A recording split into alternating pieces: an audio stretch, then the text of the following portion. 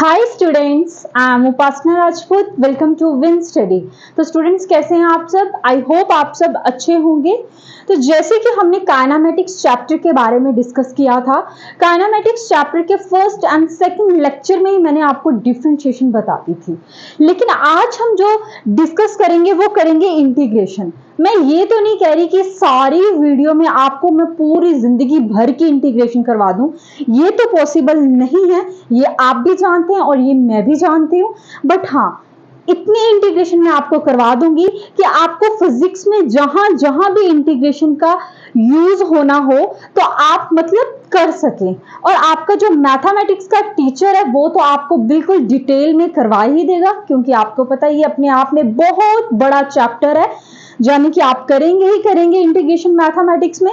लेकिन फिजिक्स में जितनी इंटीग्रेशन यूज होगी वो सारी आपको इस वीडियो में मिलने वाली है, यानी कि जिसको बिल्कुल भी इंटीग्रेशन नहीं आती वो कुछ ना कुछ यहाँ से सीखेगा ही सीखेगा।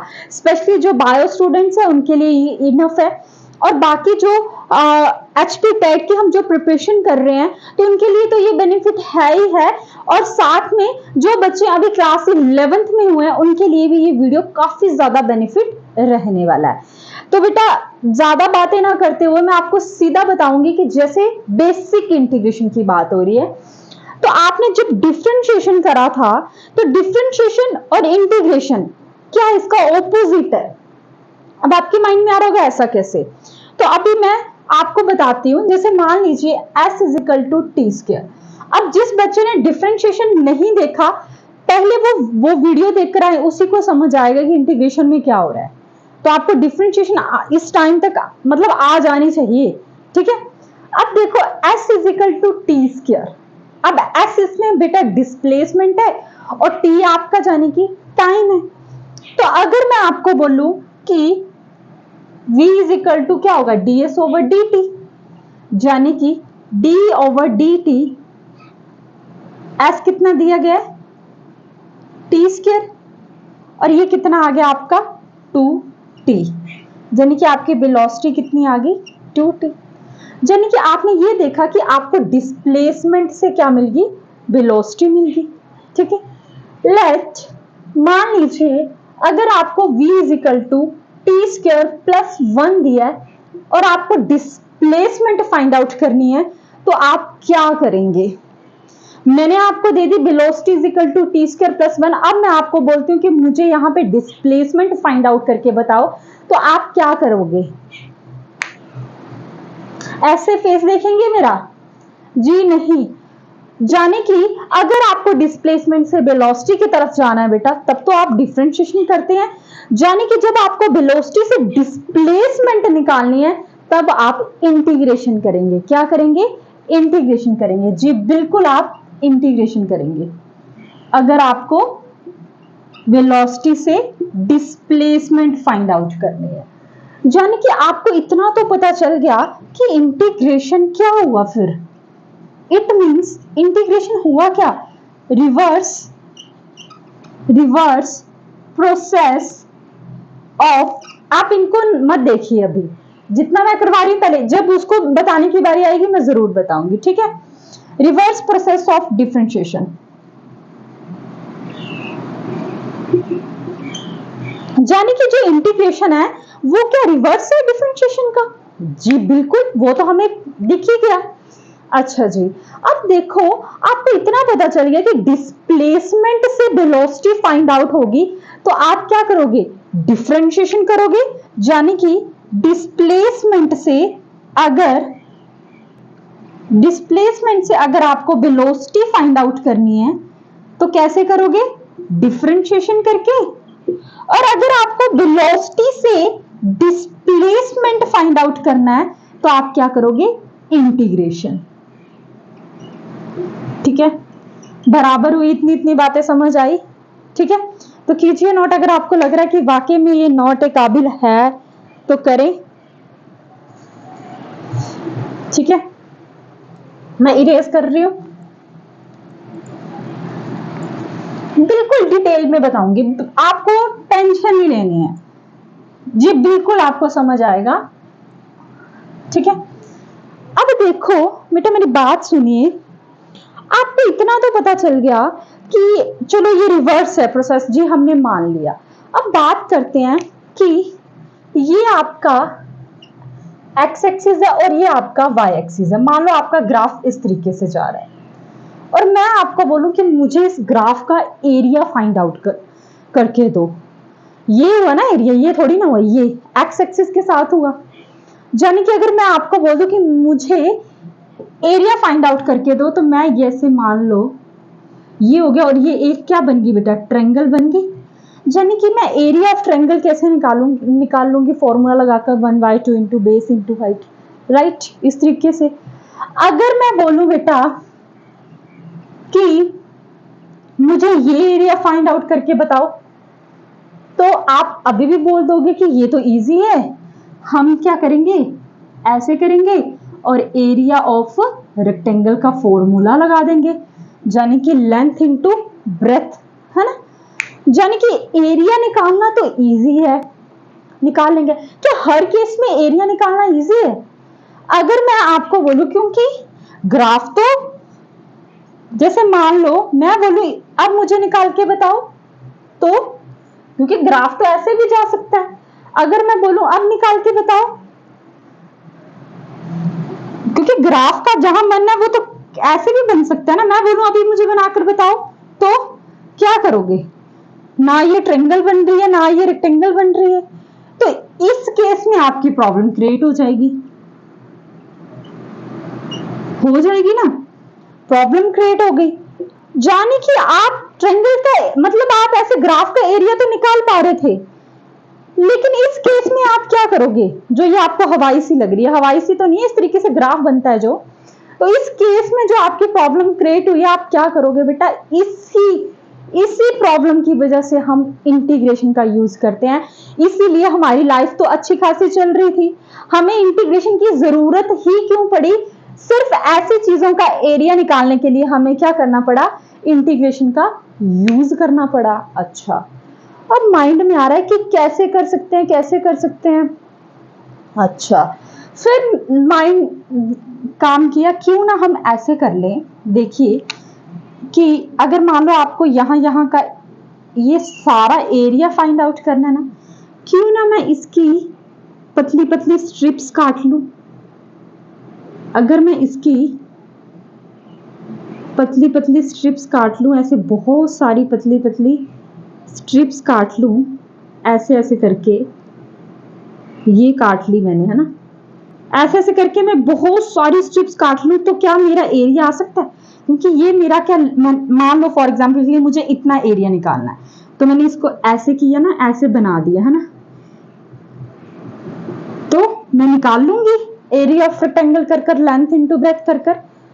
और मुझे ये आइडिया पसंद भी आया थोड़ा बहुत, कि हाँ मैं छोटी छोटी स्ट्रिप्स काट के ऐसे एरिया तो निकाल सकती हूँ। अच्छा जी, कैसे निकालेंगे हम एरिया, जैसे मान लीजिए बेटा, नाम देते जाइए, ये आपका आ गया, ये y2, ये जैसे मान लीजिए y3, ठीक है, जो भी यहाँ पे x1 x2 x3 जो भी आप देना चाहें, है ना।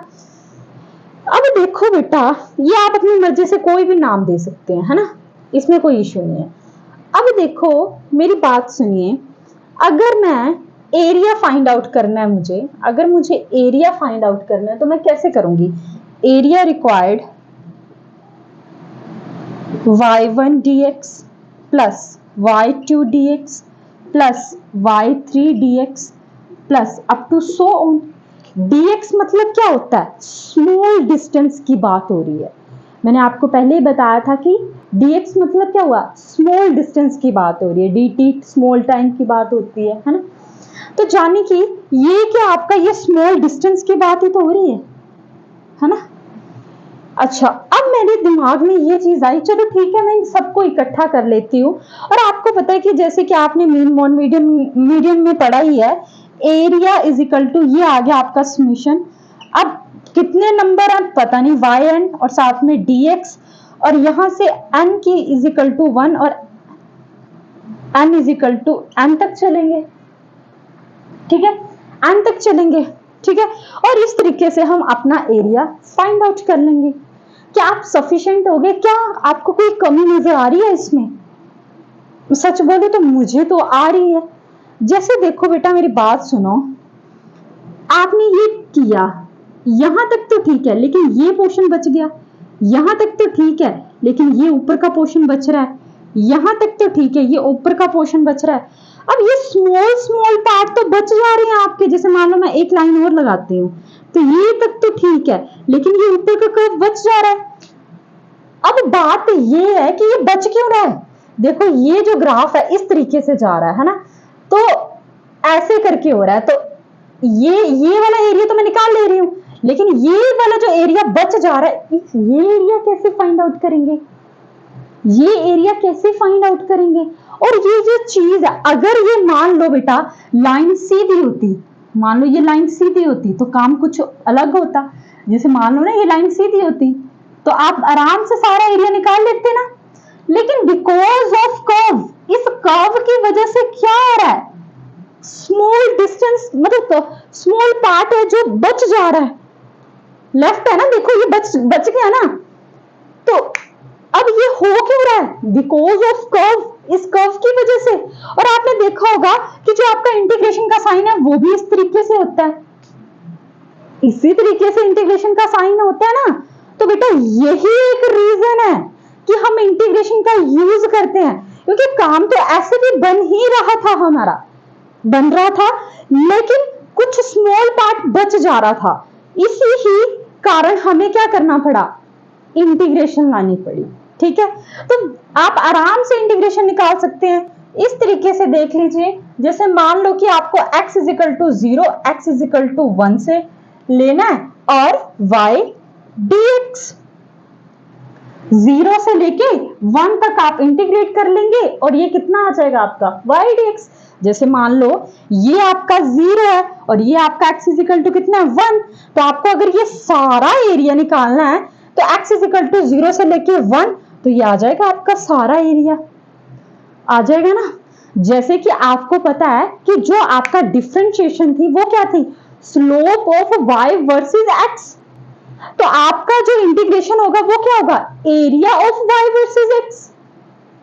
समझ आ रहा ना मैं क्या बताने की कोशिश कर रही हूं? तो कीजिए नोट, अगर आपको लग रहा है कि नोट करने के काबिल है तो। ठीक है, देखो बेटा इस तरीके से आप कैसे एरिया निकाल पाते? ये मान लो आपकी कोई, जैसे मान लो ये तुम्हारा y1 है और ये तुम्हारी क्या है? dx है, स्मॉल डिस्टेंस है। मैं इसका एरिया कैसे निकालती? y1 dx करके इसका एरिया निकाल लेती, फिर 2 का लेती y2 dx आ जाता, 3 का लेती y3 dx आ जाता। ऐसे कितने सारे नंबर आ जाते ना। जैसे मान लो बेटे ये आपका क्या है? ये आपका क्या है? ये आपका y2 मान लो, ये आपका dx है, स्मॉल डिस्टेंस। तो मैंने एरिया क्या होता मेरा? लेंथ इनटू ब्रेथ, यानी कि y2 dx। फिर मैं 3 के लिए करती, ऐसे कर करके मैं समेशन लगा के ये कर सकती थी। जब आपको टोटल करना होता है आप ऐसे ही करते हैं। लेकिन हम फंस कहां गए? जब स्मॉल पार्ट की बात आई। अब इसे स्मॉल पार्ट का एरिया निकालना कैसे निकालते? जो ऊपर का बच जा रहा था, कर्व की वजह से बच रहा था, है ना। तो इसीलिए हमने, अब मान लो ये 0, ये यहाँ x इज इक्वल टू 1, आपको ये सारा एरिया चाहिए, तो जितना जितना एरिया चाहिए आप ले लीजिए, इतना इतना तो आ जाएगा आपका। नोट कीजिए।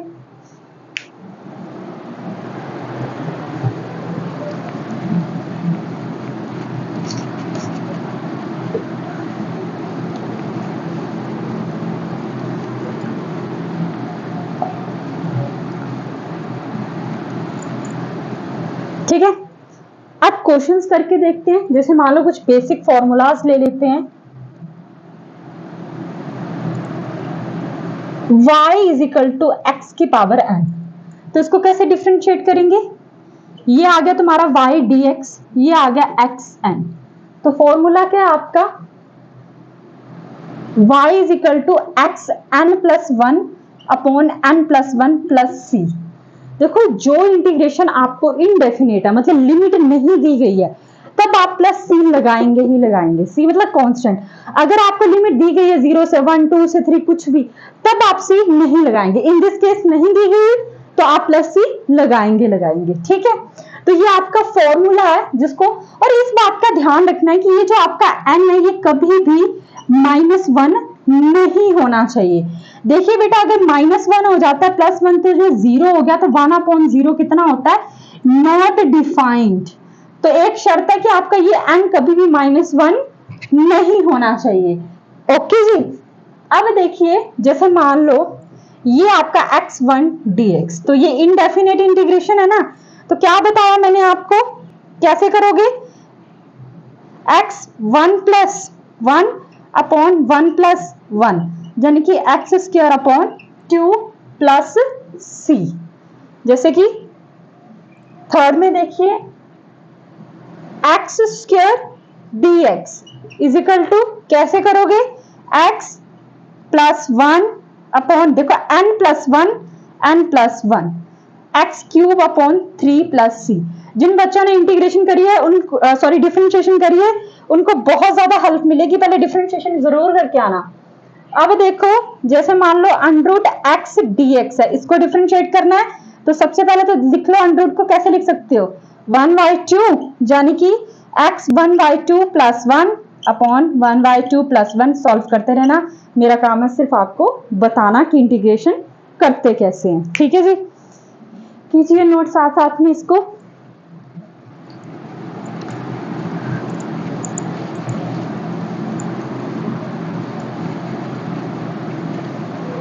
अब आगे देखिए, 1/√x dx, इसको कैसे करोगे, जैसे कि मान लीजिए 1/√x dx, यानी कि 1/x की ये 1/2, अब ये ऊपर चला गया तो ये पावर है जो माइनस की हो जाएगी ना, ठीक है, तो -1/2 + 1 अपॉन -1/2 + 1 प्लस c। लग रहा ना बेटा क्या करें, n + 1 अपॉन n + 1। आगे देखिए, जैसे मान लो x की पावर 4 dx, तो इसको कैसे करोगे, x की पावर n मत, जाने की x 4 + 1 अपॉन 4 + 1, यानी कि x की पावर 5 अपॉन 5 प्लस c। अब देखो, जैसे मान लो x की पावर -1 dx, तो ये क्या हो जाएगा, x माइनस,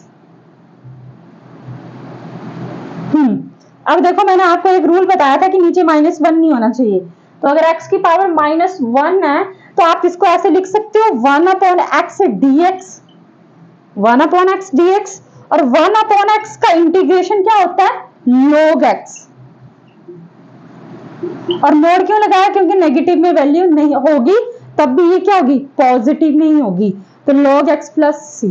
अच्छा, अब आपके माइंड में आ रहा होगा कि ऐसे किया क्यों।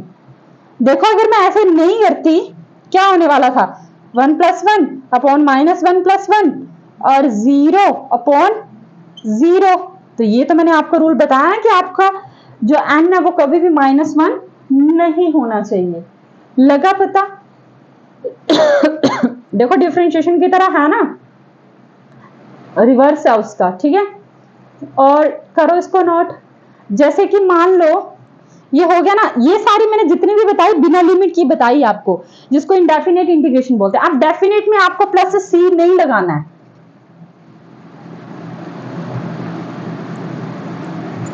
डेफिनेट में आपको +c नहीं लगाना है। ठीक है, जैसे मैं फॉर एग्जांपल लेकर देखती हूं, ये आ गया आपका 2 3 x1 dx, तो ये आपको लिमिट दे दी गई है ना, तो कैसे करोगे, यहां पे देखिए x1 + 1 अपॉन 1 + 1, फिर 2 से 3, यानी कि x² अपॉन 2, फिर 3 से 2। तो क्या करना है, upper limit minus lower limit, यानी कि पहले x की जगह 3 फिल करना है, 3 का स्क्वायर अपॉन 2 माइनस, फिर x की जगह 2 फिल करना है, तो 2 का स्क्वायर अपॉन 2, ऐसे लिमिट करते हैं। 3 का स्क्वायर यानी कि 9/2 माइनस 4/2, यानी कि 5/2। तो अब इस केस में आप +c नहीं लगाएंगे। लगा पता, बहुत से एग्जाम्पल करने वाले हैं हम। जैसे मान लो 0 से 3, किसी भी तरह का कोई डाउट नहीं रहेगा। x² dx, इसको कैसे करोगे? तो x2 + 1 अपॉन 2 + 1, फिर 0 से 3, तो आप बताएंगे मुझे x³ अपॉन 3, तो 0 से 3, पहले 3 पुट करेंगे, 3 का क्यूब -3 माइनस 0 का क्यूब अपॉन 3, तो ये तो कैंसिल आउट हो गया ना, 0 और 0.3 0, तो बचा क्या? 3 3 9 9 3 27, 27 अपॉन 3, 3 1 3 3 9 27, आंसर कितना आ गया? 9। लगा पता? आया समझ में? प्रैक्टिस करवा रही हूं बेटा, ठीक है, कीजिए नोट फिर इसको।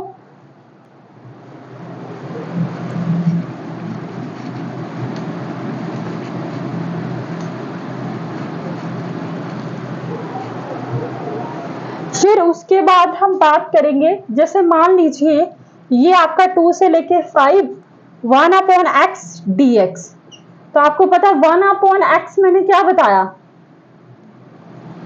देखो इसको ऊपर लेके जाएंगे तो ये dx बन जाएगा 2 से लेके 5 तक। अब आपको पता है x की पावर -1, इसको डिफरेंशिएट करेंगे जाने की log x और 2 से लेके 5 तक, तो पहले ऊपर वाली लिमिट, अब ऐसा मोड लगाने की जरूरत नहीं है क्योंकि दोनों वैल्यू के पॉजिटिव ही तो है, तो log 5 माइनस log 2 यानी कि log a minus log b यानी कि log a अपॉन b होता है ना, तो ये आंसर कितना आ गया आपका? log 5/2। In this case a है आपका 5 और b आपका 2। लगा पता? आया समझ में क्या कर रहे हैं हम? ठीक है, जाने कि अब मैं स्टार लगाकर आपको चीजें बता देती हूँ, कौन कौन से फॉर्मूले आपको लर्न कर लेने हैं। ये dx यानी कि x n+1 + c, एक तो ये नोट कर लो, n आपका कभी भी -1 नहीं होना चाहिए। दूसरा x - 1 dx यानी कि 1/x dx, और इसको बोलेंगे log x + c, एक ये कर लो आप नोट।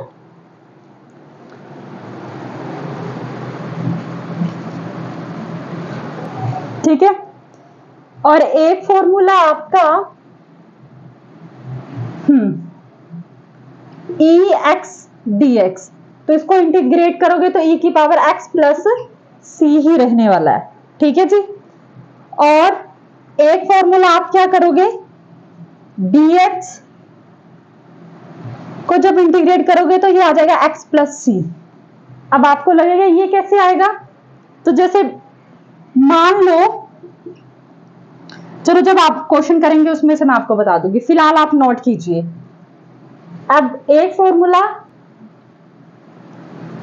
जैसे मान लो कि ये dx है ना, तो आप dx को ऐसे लिख ही सकते हो, आप dx को ऐसे लिख सकते हो x की 0 dx, x की पावर 0, क्योंकि जिसकी भी पावर 0 होती है वो 1 ही तो होता है, तो आप dx को इस तरीके से लिख सकते हो। जब मैंने इसको इंटीग्रेट किया तो ये मेरे पास क्या आ गया, और ये आया मेरा x की पावर 1/1 यानी कि x की पावर 1 यानी कि x, तो करके ये फॉर्मूला बना है।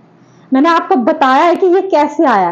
देखो जब आप dx को इंटीग्रेट करोगे तो आप साथ में x की पावर 0 लिख सकते हो ना, क्योंकि आपको पता है किसी की भी पावर 0 मतलब 1, यानी कि 1 × dx। जब मैंने इसको इंटीग्रेट किया तो मेरे पास आया क्या, x, इसीलिए इंटीग्रेशन ऑफ dx किसके इक्वल होता है, x + c के। ठीक है जी, ओके। जैसे मान लो ये है ना, मैं आपको बोलूं 5 dx को इंटीग्रेट करो, तो आप बोलोगे 5x + c। ठीक है, जैसे मैं आपको बोलूं कि 3 dx को इंटीग्रेट करो, तो आप बोलोगे 3x + c।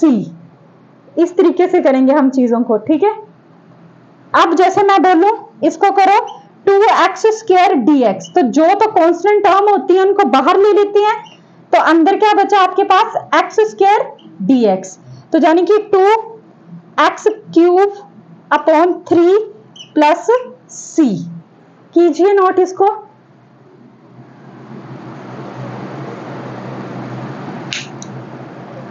ठीक है, करो इसको नोट, अगर आपको लग रहा है नोट करने के काबिल है तो।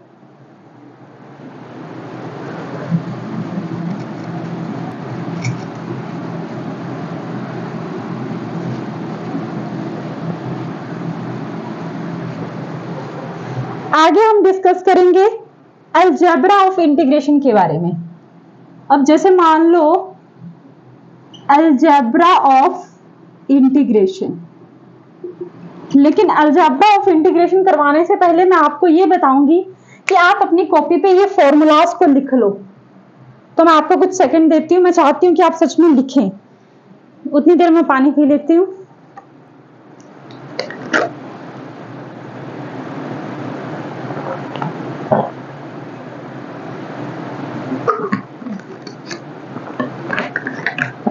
ये सारे फॉर्मूलाज आपके काम के, आपको लिख लेने चाहिए, ठीक है।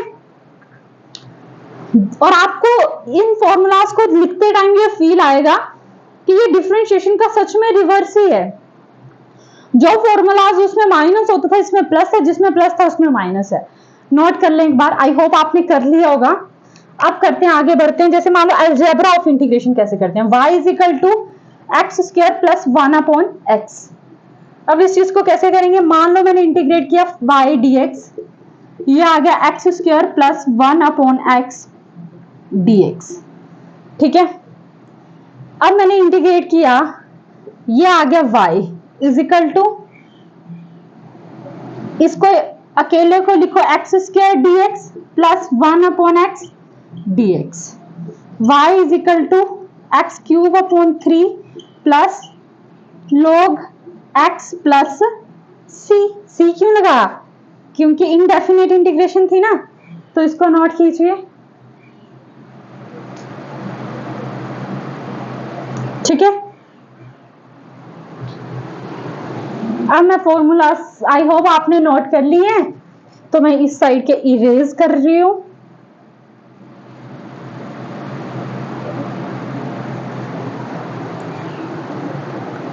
अब आगे देखो, जैसे मान लो y is equal to e की power x plus sine x plus under root x, तो देखो कैसे करोगे इसको इंटीग्रेट, y dx, ये आ गया ex dx, अलग अलग करके ना, sine x dx plus under root x dx कीजिए, इसको कितना आएगा, ये आ गया तुम्हारा y, इंटीग्रेट करोगे e की x ही रहेगी, साइन x का इंटीग्रेशन कितना होता है माइनस कोस x प्लस, इसको करोगे तो ये कितना आ जाएगा x1/2 dx, फालतू में मैंने स्टेप बढ़ा लिया सिर्फ आपकी सेटिस्फेक्शन के लिए। ये ex cos x आ गया ना, ये मल्टीप्लाई हो रहा है ना इसके साथ, फिर plus x1/2 plus 1 upon 1/2 plus 1 plus c। आप चाहे तो उसको सॉल्व कर सकते हैं आगे, मेरा मोटिव आपको सिर्फ इंटीग्रेट बताना है कि कैसे करते हैं, ना कि प्लस और माइनस बताना, ठीक है जी। तो ये आपका, आप इस तरीके से आप अलजेब्रा ऑफ इंटीग्रेशन को सॉल्व कर सकते हैं, ठीक है जी। अब हम बात करते हैं मल्टीप्लिकेशन में कैसे करोगे आप, ठीक है। मैं ये तो नहीं कह रही कि मैंने सारे फॉर्मूलाज बता दिए, बेटा इतने बड़े इंटीग्रेशन के चैप्टर को एक वीडियो में कंप्लीट करना काफी डिफिकल्ट है, नहीं कर सकती मैं, है ना।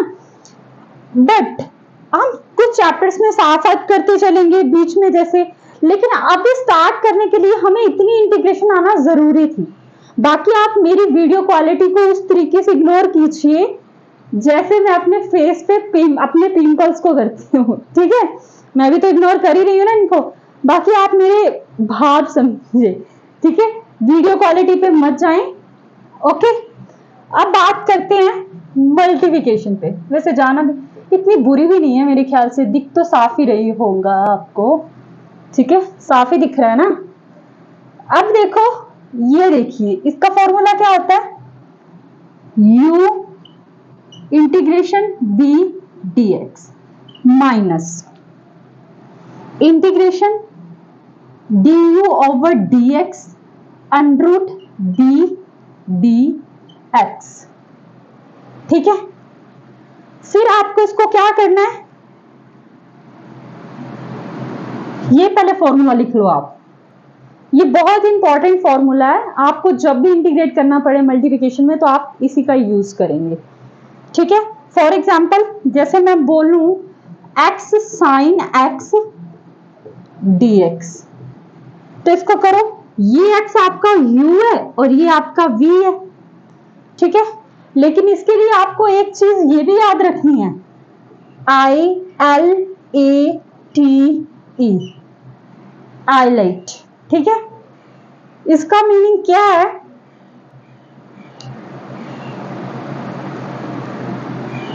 ये आपका आ जाएगा इनवर्स, ये आपका लॉग, ये आपका अलजेब्रिक, और ये आपका ट्रिग्नोमेट्री, और ये आपका एक्सपोनेंट्स।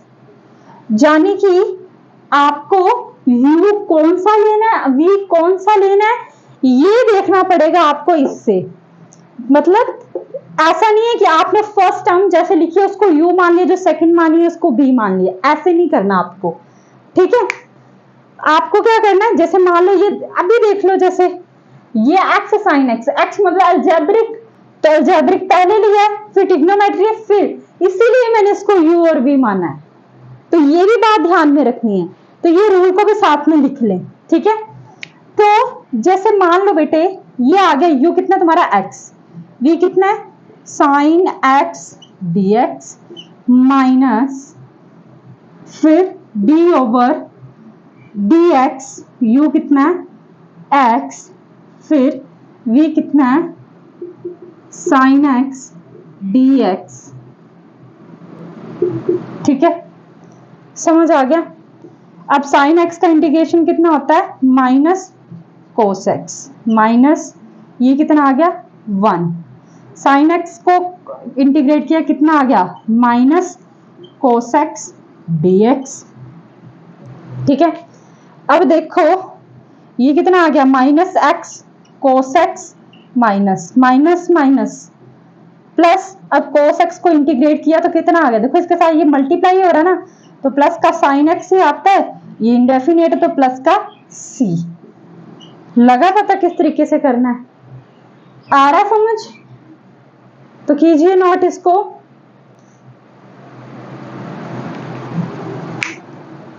ठीक है जी, इस तरीके से करना है आपको यूज। अब नेक्स्ट टर्म लिखते हैं x ex। तो देखो पहले अलजेब्रिक टर्म लेंगे, यानी कि मैं इसको ही u मानने वाली हूं और एक्सपोनेंट है ये e की पावर x, तो इसको v, तो ये मेरा u है, ये मेरा v है, ठीक है।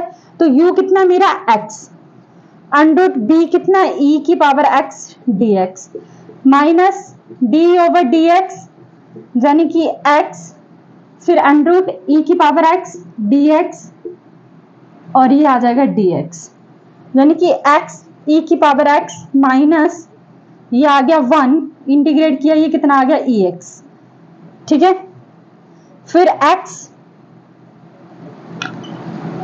फिर x e की पावर x, इसको इंटीग्रेट किया कितना आ गया e की पावर x प्लस c, ये भी आ गया आपका, कीजिए इसको नोट, ठीक है।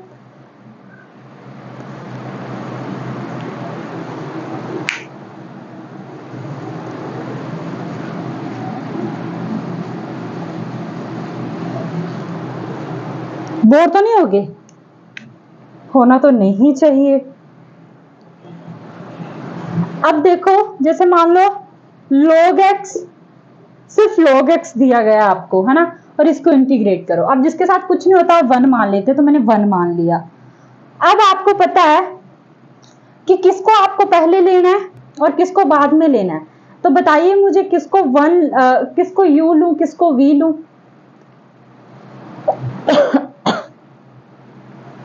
बताइए, जाहिर सी बात है मैं इसको ही u लूंगी और इसको मैं क्या लूंगी v लूंगी, तो फॉर्मूले पे अप्लाई कर दीजिए, यानी कि log x, v कितना आ गया 1 dx minus d over dx, log x 1 dx, ठीक है। अब क्या करोगे, इसको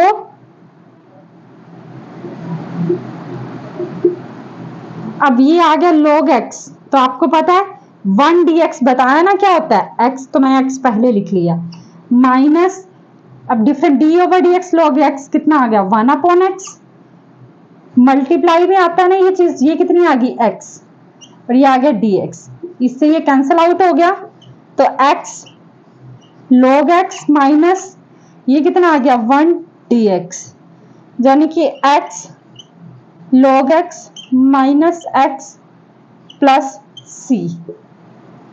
कीजिए नोट इसको, ठीक है। आई होप आपको समझ आ रहा होगा।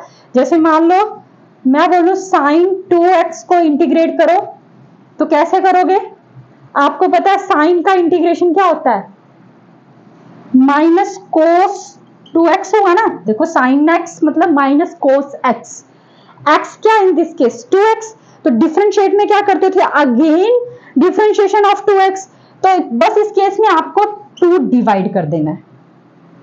कैसे मतलब, देखो बेटा मेरी बात सुनो, डिफरेंशिएशन होता तो आप क्या करते आगे चले जाते 2x और आपको डिफरेंशिएट करके आता 2, पर साथ में मल्टीप्लाई, डिफरेंशिएशन में क्या होता है मल्टीप्लाई में होता है 2, लेकिन आपको 2x के डिफरेंशिएशन को क्या कर देना है डिवाइड कर देना है इस केस में, इंटीग्रेशन वाले केस में।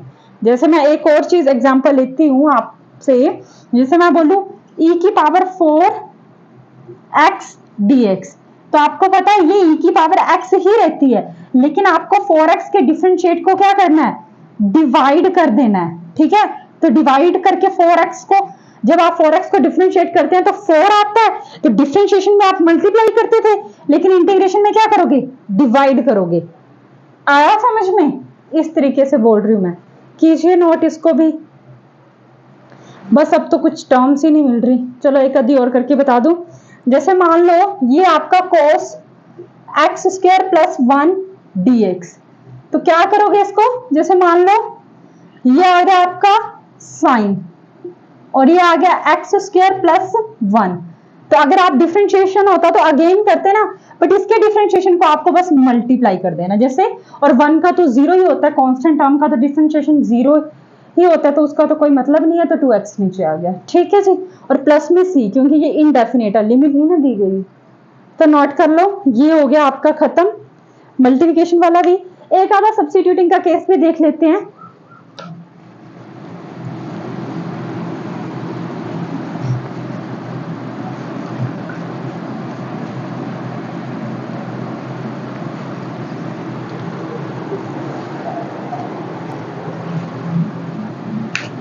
सब्स्टिट्यूटिंग फॉर्म में क्या करते हैं हम,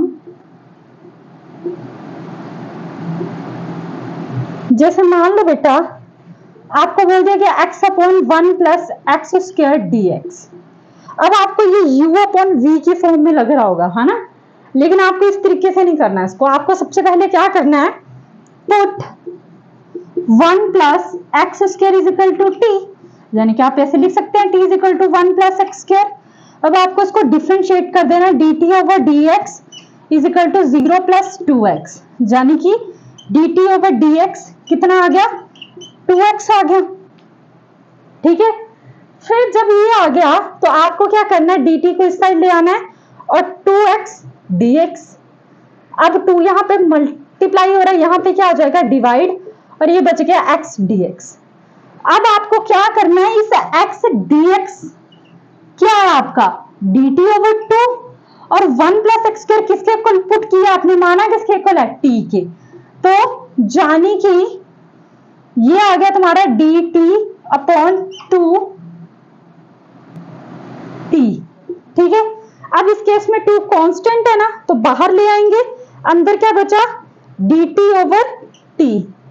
अब dt ओवर t क्या होता है log t, तो जाने कि 1/2 log t प्लस c, क्योंकि इनडेफिनेट इंटीग्रेशन है, लिमिट नहीं दी गई।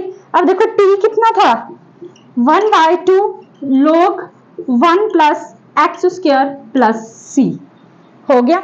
देखो सबसे पहले क्या किया 1 प्लस एक्स स्क्वायर को t के इक्वल रखा, फिर ये लिख दिया तो t is equal to 1 plus x square आ गया, डिफरेंशिएट किया dt ओवर dx, 1 कांस्टेंट है तो 0 आ गया, x स्क्वायर मतलब 2x, फिर dt over dx 0 plus 2x 2x, यहां पे आई तो ये वहां चला गया 2x dx आ गया।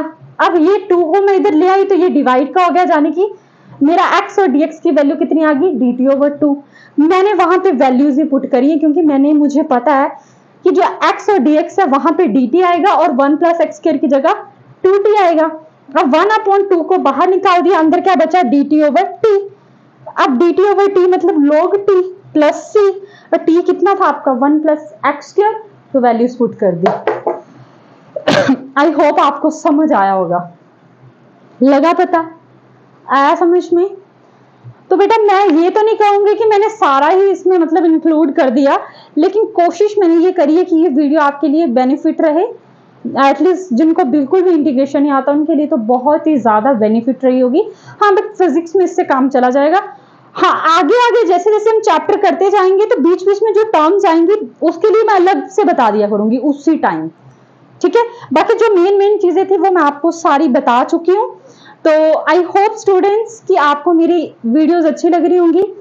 आपके कमेंट से मेरे को मोटिवेशन मिलता है। अगर वाकई में आपको लगता है, बस मुझे इतना मालूम है कि मेरी कैमरा क्वालिटी कुछ खास अच्छी नहीं है, बट मैंने जो भी आपको मटेरियल देती हूँ बिल्कुल दिल से देती हूँ और मेरा यही रहता है इंटेंशन कि आपको उससे बेनिफिट मिल सके। तो आपका एक कमेंट मेरे को एक मतलब जिसको बोलते हैं ना मोटिवेशन देता है। तो प्लीज करते रहिए, मुझे मेरी खामियां भी बताते रहिए ताकि मुझे मोटिवेशन मिल सके और मैं इससे भी बेस्ट से बेस्ट वीडियो आपको दे सकूं। And thank you so much मेरी वीडियोस को देखने के लिए।